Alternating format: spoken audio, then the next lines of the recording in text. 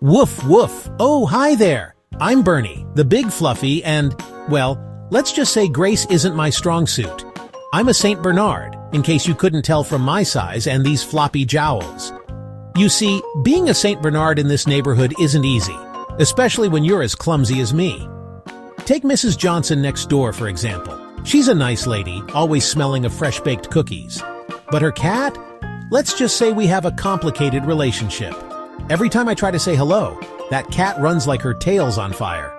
Can't blame her, really. I did accidentally sit on her favorite sunbathing spot twice. And then there's Mr. Wilson. He's got this perfectly manicured lawn that he's really proud of. You can probably guess where this is going, right? Yep, I may have created a few, let's call them natural water features during my excited romps across his yard.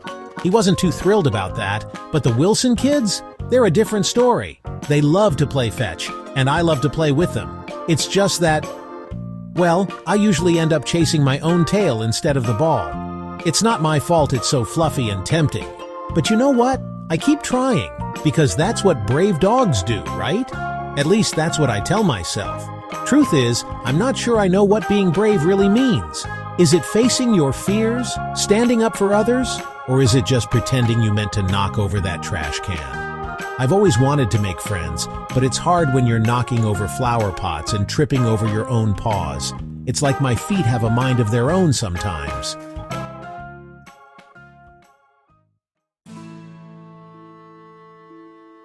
But all that changed one sunny afternoon. It was a perfect day.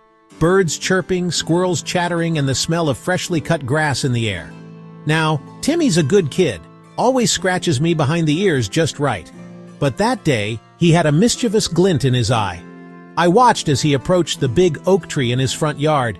You know the one, tall, majestic, with branches reaching up to the sky. At first, I didn't think much of it. Kids love trees, right? But then Timmy started climbing, and climbing, and climbing some more. I felt a twinge of worry in my belly, or maybe that was just the extra kibble from breakfast. Either way, something didn't feel right. That's when I heard it, a sound that made my fur stand on end. Crack! One of the branches Timmy was standing on was breaking. Everything seemed to slow down. I saw Timmy's eyes widen in fear. I saw the branch give way, and I saw Timmy start to fall. In that moment, something inside me changed. I didn't think about being clumsy. I didn't worry about knocking things over. I just ran. And then, thump! I felt a weight land on my back. I had caught Timmy just before he hit the ground. Good dog, Bernie, you saved me. Soon the whole neighborhood was there. Mrs. Johnson was crying happy tears. Mr. Wilson was patting my head, lawn forgotten. And me? I was wagging my tail so hard I thought it might fall off. I had done it. I had been brave when it mattered most. From that day on, things changed in the neighborhood. Mrs. Johnson started saving cookies for me. Her cat even lets me sniff her sometimes. Mr. Wilson? He built me a special path through his yard, says it adds character to his lawn. I think he just likes seeing me happy. The Wilson kids? They still play fetch with me. But now when I chase my tail instead of the ball, they just laugh and join in. But the biggest change? That happened inside me. I started seeing myself differently. I realized that my clumsiness doesn't define me. It's just a part of who I am, like my floppy ears or my love for belly rubs. And that's okay. Now, I may still knock over the occasional flower pot, but I do it with my head held high, because I know that when it really matters, I can be there for my friends. I've learned that bravery comes in all shapes and sizes. Sometimes it's big and heroic, like catching a falling child. But sometimes it's small and quiet, like trying again after you've messed up, or being kind to someone who's having a bad day.